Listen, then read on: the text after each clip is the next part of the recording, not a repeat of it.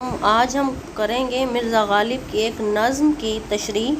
آپ اس کو ایک عرضی بھی کہہ سکتے ہیں، ایک درخواست کہہ سکتے ہیں، جو کہ مرزا غالب نے مغل بادشاہ بہادر شاہ ظفر کو لکھی تھی شاعری کی شکل میں۔ شاعری کی شکل میں انہوں نے ایک درخواست لکھی تھی کہ میری پینشن بڑھا دی جائے، چونکہ مرزا غالب پینشن لیا کرتے تھے، مغل بادشاہ بہادر شاہ ظفر سے تنخواہ لیا کرتے تھے، درباری شاعر بن گئے تھے ان کی، تو اس کے لیے وہ عرضی لکھ رہے ہیں۔ لیکن آپ اس نظم کو صرف ان کی ایک عرضی کے طور پر ہم نہیں دیکھیں گے، اس میں ہم دیکھیں گے کہ مرزا غالب کا جو انداز بیاں ہے، ان کا زبان دانی پر کس طرح ایک ان کو عبور حاصل تھا کہ وہ اپنی عرضی کس طرح بیان کر رہے ہیں، اس میں اپنی وہ تعریف بھی کر رہے ہیں، ایک خوشامد کا انداز بھی ہے کہ بادشاہ کی خوشامد بھی کر رہے ہیں، ٹھیک ہے۔ تو ہم دیکھتے ہیں، اور سب سے زیادہ اس نظم کی روشنی میں، اس غزل کی روشنی میں، اس عرضی کی اس میں ہم دیکھیں گے کہ مرزا غالب کس طرح اپنی عرضی بیان کرتے ہیں، اور سب سے زیادہ ہم ان کے حالات دیکھیں گے کہ جو کہ مالی حالات جن سے وہ پوری زندگی دوچار رہے۔ شروع کرتے ہیں، کہتے ہیں: اے شہنشاہ آسمائیں اور آسمائیں اور رنگ، اے جہاں دار آفتاب آثار۔ غالب کہتے ہیں پہلے شعر میں جہاں دار کہتے ہیں بادشاہ کو، حاکم وقت کو، جو حاکم وقت ہے وہ کہتے ہیں اے شہنشاہ آسمائیں اور رنگ، اے شہنشاہ مطلب شہنشاہ کہتے ہیں بادشاہوں کے بادشاہ کو، اے شہنشاہ آسماں اور رنگ، اے بادشاہوں کے بادشاہ آسماں اور رنگ، اے جہاں دار آفتاب آثار، اے بادشاہ، اے حاکم وقت، اے آفتاب آثار، ایک آفتاب کی طرح جو ہے، آفتاب آثار، آفتاب کی طرح روشن رہنے والے، منور رہنے والے۔ اگلا شعر دیکھیں: تھا میں ایک بے نوائے گوشہ نشیں، تھا میں ایک بے نوائے گوشہ نشیں، تھا میں ایک درد مند سینہ فغار۔ گوشہ نشیں کہتے ہیں تنہائی میں رہنے والے کو، اور سینہ فغار کہتے ہیں زخمی سینے کو، جس کا سینہ زخمی ہو، رنجیدہ ہو، مطلب غم زدہ ہو۔ مرزا غالب کہہ رہے ہیں کہ میں تنہائی میں ایک رہنے والا تھا، میں نے اپنی زندگی کاٹی، میں تنہائی میں رہنے والا تھا میں ایک درد مند سینہ فغار، کہ میں ایک درد مند تھا، سینہ فغار جس کا زخمی سینہ ہو، رنجیدہ ہو، جو نہایت دکھی انسان ہو، کہ میں دکھ اپنا اس طرح بیان کر رہے ہیں کہ میں جو ہے غربت کا مارا ہوا ہوں، اور وہ اپنی غربت بیان کر رہے ہیں۔ اگلا شعر دیکھتے ہیں: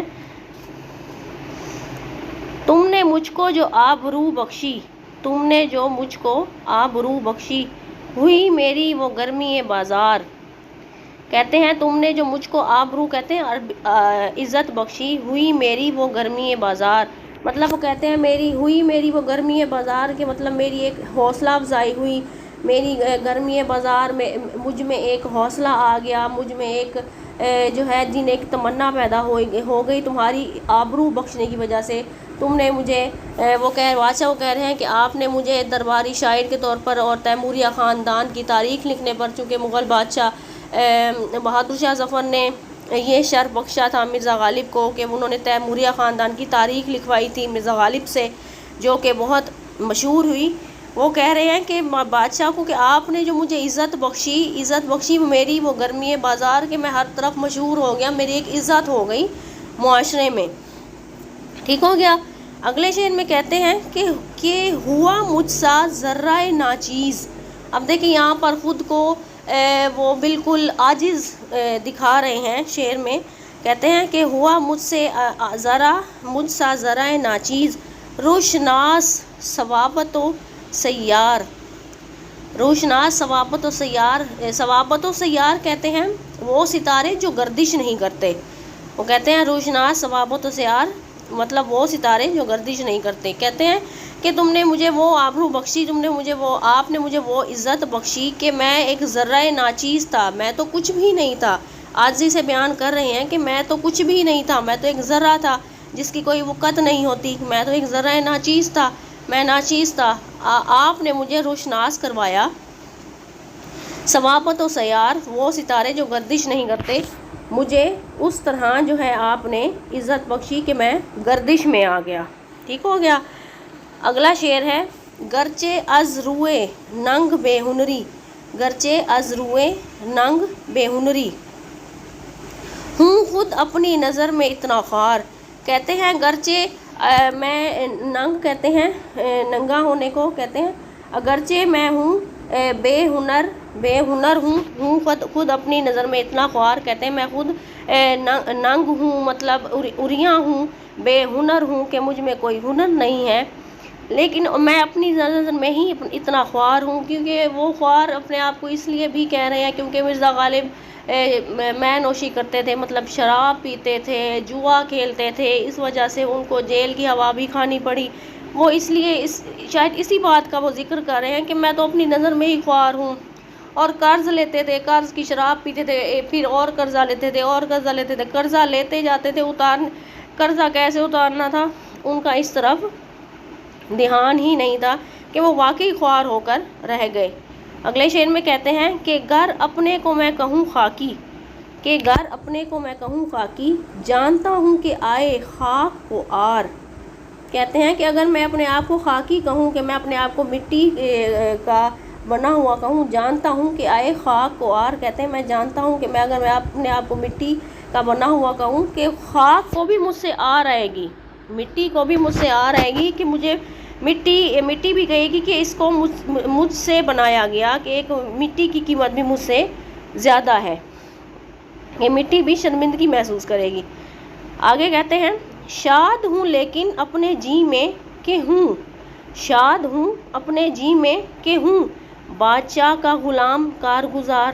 شاد کہتے ہیں خوش ہونے کو، جی مطلب اپنے دل میں، بادشاہ کا غلام کارگزار. کارگزار کہتے ہیں کام کرنے اور حکم بجا لانے والے کو کہتے ہیں، فرما بردار کو کہتے ہیں، وہ مطلب کسی کے حکم میں لانے والا فرما بردار. وہ کہتے ہیں شاد ہوں، وہ کہتے ہیں بے شک میں مٹی بھی مجھ سے شرمندگی محسوس کرتی ہے کہ غالب کو اس کے غالب کا وجود سے بنایا گیا، لیکن میں شاد ہوں اس بات پر، میں خوش ہوں اپنے جی میں، میں اپنے دل میں اس بات پہ خوش ہوتا ہوں کہ میں بادشاہ کا غلام ہوں اور کارگزار ہوں، کہ میں آپ کا غلام ہوں، کارگزار ہوں، آپ کا فرما بردار ہوں، آپ کا حکم بجا لانے والا ہوں. میں اس میں فخر محسوس کرتا ہوں. آگے کہتے ہیں اگلا شعر دیکھیں، خانہ زاد اور مرید اور مداح، خانہ زاد اور مرید اور مداح تھا ہمیشہ سے یہ عریضہ گزار. خانہ زاد اور مرید اور مداح کہتے ہیں خانہ زاد اور مرید بھی ہوں، میں خانہ زاد ہوں، آپ کے پاس رہنے والا ہوں، میں آپ کا مرید ہوں، آپ کا مداح ہوں. مداح کہتے ہیں تعریف کرنے والے کو. ان کی چونکہ بادشاہ کی تعریف میں جو ہے شاعر لکھتے ہیں تو کہتے ہیں میں آپ کا مداح ہوں، تھا ہمیشہ سے یہ عریضہ گزار. وہ کہتے ہیں میں آپ کا خانہ زاد ہوں، میں آپ کا مرید ہوں، میں آپ کا مداح ہوں، میں آپ کی مداح میں لکھتا ہوں، آپ کی تعریف میں جو ہے شاعری کرتا ہوں، تھا ہمیشہ سے یہ عریضہ گزار. وہ خود کو اس نظم میں خود ہی عریضہ گزار کہہ رہے ہیں کہ جیسے میں یہ عرضی لکھ رہا ہوں، میں ہمیشہ سے ہی آپ کا مرید ہوں، آپ کا مداح ہوں، اور یہ عریضہ گزار ہمیشہ سے ہی آپ کا حکم بجا لانے والا ہے. ٹھیک ہو گیا. اگلا ہم شعر دیکھتے ہیں، بارے نوکر بھی ہو گیا صد شکر، بارے نوکر بھی ہو گیا صد شکر، نسبتیں ہو گئی مشخص چار. بارے نوکر ہوں ہو گیا صد شکر. وہ کہتے ہیں کہ صد شکر ہے کہ میں بہت شکر ادا کرتا ہوں کہ میں بارے نوکر ہو گیا ہوں، آپ کا نوکر، آپ کا نوکر ہونا بھی میں ایک باعث فخر سمجھتا ہوں.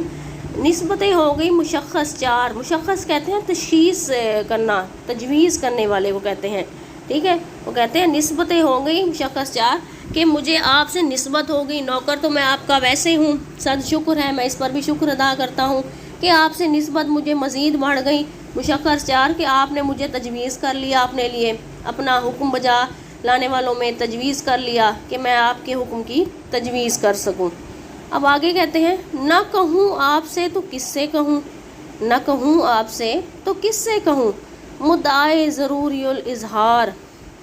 وہ کہتے ہیں اب یہاں پر دیکھیں مرزا غالب کی حجت دیکھیں آپ، کہ وہ کہتے ہیں کہ نہ کہوں آپ سے تو کس سے کہوں. وہ کہتے ہیں کہ میں اگر آپ سے شکوہ شکایت نہیں کروں گا تو میں اس کس سے کہوں گا؟ مدعائے ضروری الاظہار، مدعا کہتے ہیں اپنے مقصد کو، اپنی بات کو، یا اپنی بات منوانے کو، اپنی بات سامنے رکھنے کو۔ ضروری الاظہار مطلب جو کہنے کے لیے ضروری ہو، اظہار کے لیے ضروری ہو، قابل ہو۔ میں کہتے ہیں میں آپ سے اگر نہیں کہوں گا تو میں کس سے کہوں گا، کیونکہ میں تو آپ کا نوکر ہوں، اور اس میں بھی میں اپنے لیے فخر محسوس کرتا ہوں۔ اگلا شعر دیکھتے ہیں۔ پیر و مرشد اگرچہ مجھ کو نہیں، پیر و مرشد اگرچہ مجھ کو نہیں، ذوق آرائش سرود و ستار، ذوق آرائش سرود و ستار۔ وہ کہتے ہیں مجھے اگرچہ ذوق نہیں آرائش کا، سرود و ستار مطلب کسی چیز کا، سرود و ستار کسی ستار کی، کسی مطلب آرائشی چیزوں کی۔ مجھے پیر و مرشد، میرے آپ پیر ہیں، میرے مرشد ہیں، مجھے کسی آرائش کا یا زیبائش کا کوئی شوق نہیں ہے۔ آگے سے کہتے ہیں کچھ تو جاڑے میں چاہیے آخر، کچھ تو جاڑے میں چاہیے آخر، تا نہ دے بعد زم حریر آزار۔ جاڑا کہتے ہیں سردی کو، بہت سخت سردی کو، اور زم حریر آزار کہتے ہیں سخت جاڑے کو، سخت جاڑا۔ اس میں آپ دیکھ لیں کہ زم حریر آزار کہتے ہیں دوزخ کا ایک طبقہ ہے جس میں جو ہے گناہ گاروں کو جو ہے سردی کا عذاب دیا جائے گا، کہ سردی، ایک تو گرمی کا عذاب ہوگا اور نعوذ باللہ شدید سردی کا بھی عذاب دیا جائے گا۔ وہ کہتے ہیں کہ مرزا غالب اب پلیز یہاں پہ ایک ضرورت بیان کر رہے ہیں کہ کہتے ہیں کچھ تو چاہیے جاڑے میں آخر۔ وہ کہتے ہیں مجھے جاڑے میں گزارنے کے لیے، سردیاں گزارنے کے لیے کچھ تو چاہیے، تا نہ دے بعد زم حریر آزار، کہ میں اس قدر سردی سے تنگ ہوں کہ سخت جاڑا ہے، اور مجھے ایسا محسوس ہو رہا ہے کہ میں دوزخ کے ایسے طبقے میں ہوں کہ سردی کا مجھے عذاب دیا جا رہا ہے۔ کیوں نہ درکار ہو مجھے پوشش، کیوں نہ درکار ہو مجھے پوشش، جسم رکھتا ہوں اگرچہ نزار۔ وہ کہتے ہیں کہ سردیاں ہیں، جاڑا ہے، اور میں سردی میں جو ہے مشکل سے گزارا کر رہا ہوں، کہ مجھے کیوں نہ ہو درکار پوشش۔ کہتے ہیں میں سردیاں ہیں تو مجھے ضرور پوشش درکار ہے، مطلب اوڑھنے کے لیے، پہننے کے لیے گرم کپڑوں کی ضرورت ہے، لحاف کی ضرورت ہے۔ تو کہتے ہیں جسم رکھتا ہوں اگرچہ نزار، کہتے ہیں مجھے پوشش کی ضرورت ہے، گرم لباس کی ضرورت ہے، گرم بستروں کی ضرورت ہے، جاڑے کو گزارنے کے لیے مجھے ان سب چیزوں کی ضرورت ہے۔ جسم بھی میں رکھتا ہوں اگرچہ نزار، کیوں نزار کہتے ہیں دبلا پتلا جو ہے جسم، کہتے ہیں میں دبلا پتلا ہوں، مفلس ہوں، غریب ہوں، میں اپنا جسم رکھتا ہوں جو کہ دبلا پتلا ہے، مجھے اس کو سردی سے بچانے کے لیے جو ہے لحاف کی ضرورت ہے۔ اگلا شعر دیکھیں۔ اب دیکھیں ہم اس نظم کی روشنی میں ہم مرزا غالب کی کتنے ہم نے حالات پہ جو ہے پڑھ لیا۔ ہم کہنے کو تو یہ عرضی ہے لیکن ان کے سارے حالات ہمارے سامنے ہیں، اور وہ کس طریقے سے بیان کر رہے ہیں وہ ہم دیکھ رہے ہیں، کس قدر خوبصورت الفاظ، فصاحت و بلاغت ہے ان کے کلام میں۔ بہرحال اگلا شعر دیکھتے ہیں۔ وہ کہتے ہیں کچھ خریدا نہیں ہے اب کے سال، کچھ خریدا نہیں ہے اب کے سال، کچھ بنایا نہیں ہے اب کے بار۔ اب وہ کہہ رہے ہیں کہ بھئی اس سال تو میں نے کچھ خریدا بھی نہیں ہے، میں تو اس قدر مفلس ہو گیا ہوں، کچھ خریدا نہیں اس اب کے سال، کچھ بنایا نہیں اب کے بار۔ یہ تو واضح ہے، اس میں کوئی سمجھانے کی اتنی چیز نہیں ہے کہ میں نے اس سال کچھ بنایا نہیں ہے، اس سال میں نے کوئی خریداری نہیں کی۔ اگلا کہتے ہیں، اگلا شعر ہے، کہتے ہیں رات کو آگ اور دن کو دھوپ، بھاڑ میں جائیں ایسے لیل و نہار۔ لیل و نہار کہتے ہیں رات اور دن کو۔ وہ کہتے ہیں رات کو، اگر رات ہوتی ہے، جاڑے کی رات ہوتی ہے، سردی کی رات ہوتی ہے، تو انسان جو ہے آگ تاپتا ہے، آگ کے ساتھ بیٹھا رہتا ہے، اور دن کو انسان دھوپ لگواتا ہے سردی سے بچنے کے لیے۔ بھاڑ میں جائیں ایسے لیل و نہار، وہ کہتے ہیں کہ رات کو میں آگ کے ساتھ بیٹھ جاتا ہوں، دن کو دھوپ لگوا دیتا ہوں، میرے لیے بھاڑ میں جائیں ایسے لیل و نہار، مطلب ایسے رات اور دن۔ اچھا، آگ تاپے کہاں تلک انسان، آگ تاپے کہاں تلک انسان، دھوپ کھاوے کہاں تلک جاندار۔ وہ کہتے ہیں آگ تاپے کہاں تلک انسان، مطلب انسان کب تک آگ تاپتا رہے، اس کو کھانے کی بھی تو کچھ ضرورت ہے، صرف آگ تو نہیں تاپتا رہے گا۔ اور دھوپ کھاوے کہاں تک جاندار، کہ ہم دھوپ پہ تو نہیں بیٹھے رہیں گے، آگ تو نہیں تاپتے رہیں گے جاڑے میں، اس کے لیے مجھے جاڑا گزارنے کے لیے گرم کپڑوں کی ضرورت ہے، کھانے کے لیے اچھی خوراک کی ضرورت ہے۔ مرزا غالب یہ کہنا چاہ رہے ہیں۔ دھوپ کی یابش، آگ کی گرمی، وَقُنَّا رَبَّنَا عَذَابُ النَّارِ، ٹھیک ہے، وَقُنَّا رَبَّنَا عَذَابُ النَّارِ، یہ عربی کے الفاظ آ گئے۔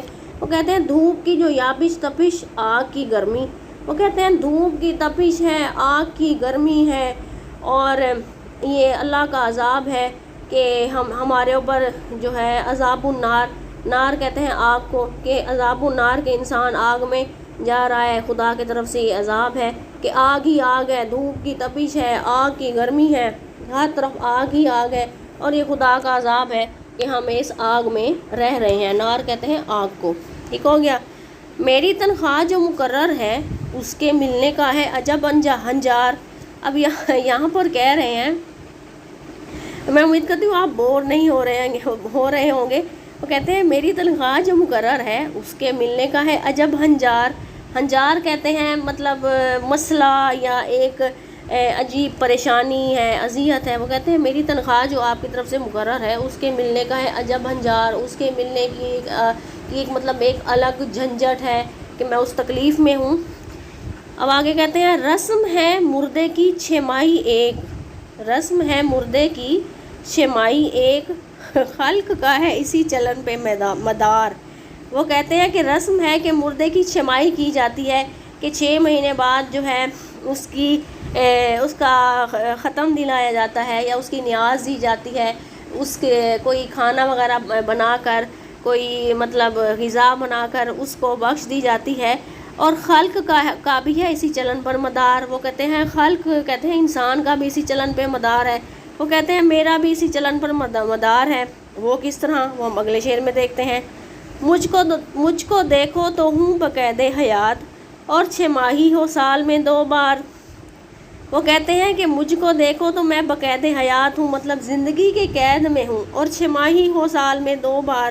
وہ کہتے ہیں مردے کو چھماہی دی جاتی ہے کہ 6 مہینے بعد اس کو نیاز دلا دی جاتی ہے، بات ختم، اس کے بعد پوچھا ہی نہیں جاتا کہ بھائی تمہارے ساتھ کیا معاملہ ہوا، تمہارے ساتھ اللہ نے کیا معاملہ کیا، اور 6 مہینے بعد اس کو اس کے نام پہ نیاز دی جاتی ہے اور جان چھڑا لی جاتی ہے۔ وہ کہتے ہیں مجھ کو اگر آپ دیکھیں تو میں بقید حیات ہوں، بھائی میں زندگی کے قید میں ہوں، اور چھماہی ہو سال میں 2 بار، کیونکہ مرزا غالب کو 6 مہینے بعد جو ہے پینشن ملا کرتی تھی۔ مرزا غالب کو جو ہے پینشن ملا کرتی تھی بہادر شاہ ظفر سے، تنخواہ بھی لیتے تھے، خاندان تیموریہ کی تاریخ بھی لکھی تھی، وہ انہوں نے الگ جو ہے بادشاہ نے ان کو انعام سے نوازا۔ وہ کہتے ہیں کہ میں چاہتا ہوں یہ جو چھماہی ہے سال میں 2 بار ہو، تاکہ مجھے بھی تنخواہ جو ہے، میری پینشن جو ہے وہ مجھے بار بار ملتی رہے، کیونکہ میں حالات کی وجہ سے تنگ ہوں۔ آگے کہتے ہیں بس کے لیتا ہوں ہر مہینے قرض۔ میں نے آپ کو پہلے بتایا کہ مرزا غالب قرض لیتے تھے، ہمیشہ قرض دار رہے، اور رہتی ہے سود کی تکرار، اور سود پر پیسے لیتے تھے۔ سود جو ہے وہ تو اللہ اور اس کے رسول کے خلاف جنگ ہے، سود سے تو سختی سے قرآن و حدیث میں منع کیا گیا ہے، لیکن وہ سود لیتے تھے، شراب کی لت ان کو لگ گئی تھی۔ وہ کہتے ہیں بس کے لیتا ہوں ہر مہینے قرض، اور رہتی ہے سود کی تکرار۔ کہتے ہیں میں قرض لیتا جاتا ہوں اور سود پر لیتا ہوں، اور وہ میرے اوپر قرض کا بوجھ بڑھتا جاتا ہے سود لینے کی وجہ سے۔ میری تنخواہ میں تنخواہی کا ہو گیا ہے شریک ساہوکار۔ ساہوکار کہتے ہیں سود پر جو روپیہ چلانے والا ہوتا ہے، اس کو ہم کہہ لیں صراف، جو سود پر پیسہ چلاتا ہے۔ وہ کہتے ہیں میری تنخواہ میں سود کھانے والا جو ہے شامل ہو گیا ہے، وہ سود پر پیسے چلانے والا ہے، اور میں قرض میں دبتا جا رہا ہوں، مجھ پر قرض بڑھتا جا رہا ہے۔ لیکن ان پر قرض بڑھتا گیا، انہوں نے شراب پینا پھر بھی ترک نہیں کیا تھا۔ اب آگے کہتے ہیں آج مجھ سا نہیں زمانے میں، آج مجھ سا نہیں زمانے میں، شاعر نغز گوئے خوش گفتار۔ نغز کہتے ہیں خوب، عمدہ، اچھا، بہترین، اچھا، خوش گفتار اچھی بات کرنے والا، اچھا بولنے والا، خوش گفتار مطلب اچھا شاعر۔ اب یہاں پر مرزا غالب اپنی تعریف کر رہے ہیں، کہتے ہیں آج مجھ سا زمانے میں کوئی نہیں ہے، شاعر نغز گوئے گفتار، کہ میری طرح بات کرنے والا، میری طرح عمدہ شاعری کرنے والا، عمدہ بولنے والا، عمدہ نثر نگار، عمدہ شاعر۔ وہ کہتے ہیں مجھ سا آج زمانے میں شاعر کوئی نہیں ہے۔ اچھا، اس کے بعد کہتے ہیں ہے زباں میری تیغ جوہردار، ہے زباں میری تیغ جوہردار، بزم کا الزام گر کیجیے، ہے زباں میری تیغ جوہردار، بزم کا الزام گر کیجیے۔ وہ کہتے ہیں کہ میری زبان جو ہے تیغ جوہردار، کہتے ہیں ایک ایسی تلوار کو مطلب ایک قیمتی آپ سمجھ لیں تلوار ہے، جو خاص تلوار ہے جس میں خاص قسم کے نقوش ہوتے ہیں، خاص قسم کی تلوار ہوتی ہیں۔ وہ کہتے ہیں میں ایک قیمتی تلوار کی طرح ہوں، بزم کا التزام گر کیجیے۔ التزام کہتے ہیں کسی بات کو لازم کر لینا، کسی بات کو ضروری سمجھ لینا۔ وہ کہتے ہیں کہ میری جو زبان ہے اس میں وہ خاص ہے، وہ ایک خاص تلوار کی طرح ہے، جیسے ایک خاص تلوار میں خوبیاں ہوتی ہیں، میں بھی وہ خوبیاں رکھتا ہوں۔ غالب اپنی تعریف جو ہے نرگسیت میں مبتلا ہے۔ نرگسیت کہتے ہیں اپنی تعریف کرنا، اپنی تعریف ہمیشہ کرنے والا۔ وہ کہتے ہیں کہ میں ایک قیمتی تلوار کی طرح ہوں، اگر آپ بزم کا التزام کرتے ہیں، کسی بات کو لازم کر لیتے ہیں، ضروری کر لیتے ہیں۔ ہے قلم میری ابر گوہر بار، ہے قلم میری ابر گوہر بار، مطلب میری قلم جو ہے موتی برسانے والی ہے، ایک بادل کی طرح ہے۔ میں لکھتا ہوں تو موتی ہے، موتی جو ہے برستے ہیں، موتیوں کی طرح میرے الفاظ جو ہیں کام کرتے ہیں۔ اگر آپ بزم کا الزام کرتے ہیں، مطلب اگر آپ بزم کوئی شروع کرتے ہیں، محفل کرتے ہیں، شاعری کی محفل کرتے ہیں، تو میں وہاں مطلب اپنے کلام سے جیت جاؤں گا کہ میرا کلام سب سے بہتر ہوگا اور میری قلم سے موتی جھڑتے ہیں۔ ظلم ہے گر نہ دو سکون کی داد، ظلم ہے گر نہ دو سکون کی داد، قہر ہے گر کرو نہ مجھ کو پیار۔ وہ کہتے ہیں اگر ظلم ہے بادشاہ، ظلم ہے کہ اگر آپ میرے سکون کی داد نہیں دیتے، میری شاعری، سکون کہتے ہیں شاعری کو، میری بات کی داد نہیں دیتے، قہر ہے مطلب ظلم ہے اگر کرو نہ مجھ کو پیار، کہتے ہیں میری اگر آپ سکون کی داد نہیں دیتے، میری تعریف نہیں کرتے، تو قہر ہے اگر آپ مجھے پیار نہیں کرتے تو آپ مجھ پر یہ ظلم کریں گے۔ آپ کا بندہ اور پھروں ننگا، آپ کا نوکر اور کھاؤں ادھار۔ اب یہاں پر دیکھیں مرزا غالب بادشاہ کو کہہ رہے ہیں کہ میں آپ کا بندہ ہوں اور پھروں ننگا۔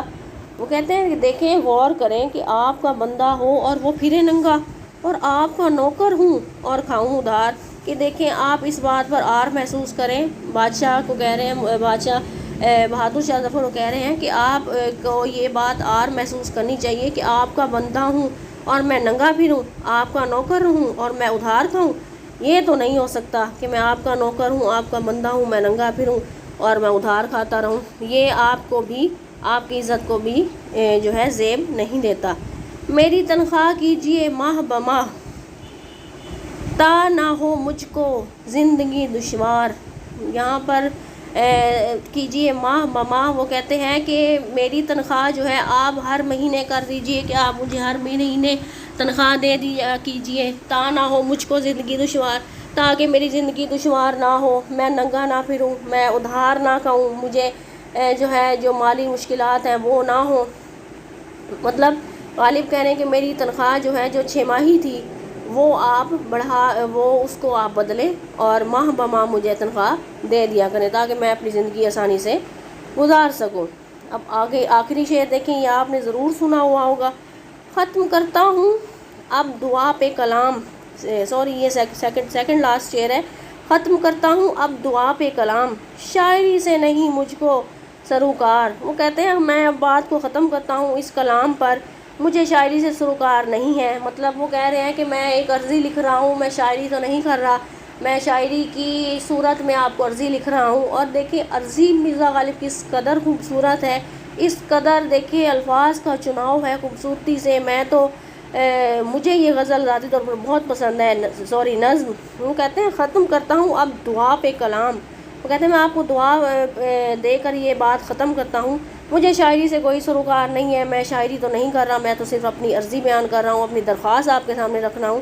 اب آخر میں دعا دے رہے ہیں بادشاہ کو، کہتے ہیں تم سلامت رہو ہزار برس۔ یہ شعر آپ نے یقیناً سنا ہوگا، ہر برس کے ہوں دن 50,000۔ وہ کہتے ہیں بادشاہ کو دعا دے رہے ہیں دعا پر وہ خود کہہ رہے ہیں کہ میں کلام کو جو ہے اس دعا پر ختم کرتا ہوں. وہ کہتے ہیں تم سلامت رہو 1000 برس. بادشاہ کہہ رہے ہیں کہ تم 1000 برس سلامت رہو اور ہر برس کے جو ہیں دن وہ ہوں 50,000.